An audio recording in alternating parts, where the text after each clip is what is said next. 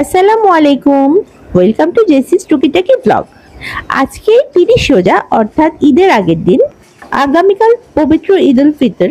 যেহেতু আজকে ঈদের আগের দিন, আজকে আমি কিছু রান্না করে এগিয়ে রাখছি যাতে আগামীকাল তেমন কোনো কাজ না থাকে। আমি সেমাই পায়েস রান্না করে ফেলেছি। এখন দমের সিমাই বা জর্দা সিমাই যেটাকে বলে সেটাকে রান্না করে নিচ্ছি। এর সাথে মাংসগুলোও রান্না করে নেব। আর রান্নার পাশাপাশি ঈদের অন্যান্য কাজগুলোও চলছে। মেইন কাজ হচ্ছে মেহেদি লাগানো। মেহেদি লাগানো হচ্ছে, অনেক আনন্দ হচ্ছে। ফিরে আসছি আগামীকাল। আসসালামু আলাইকুম, সবাইকে ঈদ মোবারক। ঈদের দিনে শান্ত সকাল।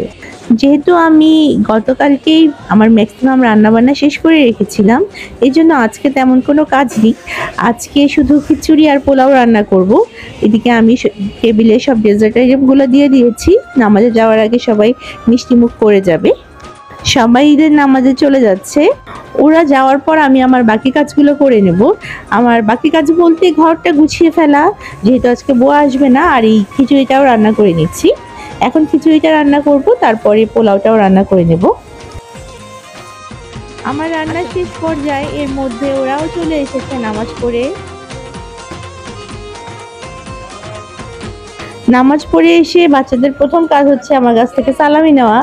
সবাই খুব খুশি সালামি পেয়ে। এর মধ্যে আমার বাসায় আশেপাশের ফ্ল্যাটের বাচ্চারাও চলে এসেছে। ওদেরকে একটু মিষ্টি খেতে দিলাম।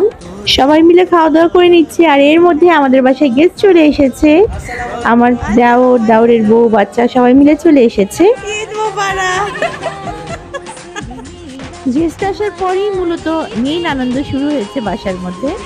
সবাই মিলে খাওয়া দাওয়া হচ্ছে, গল্প হচ্ছে, অনেক আনন্দ হচ্ছে। সবাই একসাথে টিভি দেখছে, গান শুনছে।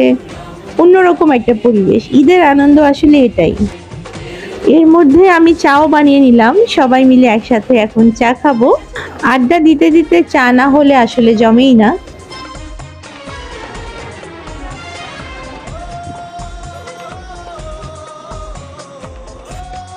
তারপর বাচ্চারা চাচুর কাছ থেকেও সালামি নিয়ে নিল একে একে সবাই এসে।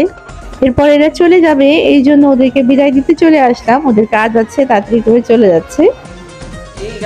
ওদেরকে বিদায় দিয়ে আসলাম। আর বাহিরে এসে দেখি প্রচন্ড বাতাস শুরু হয়েছে। মনে হচ্ছে যে ঝড় বৃষ্টি শুরু হবে একদম।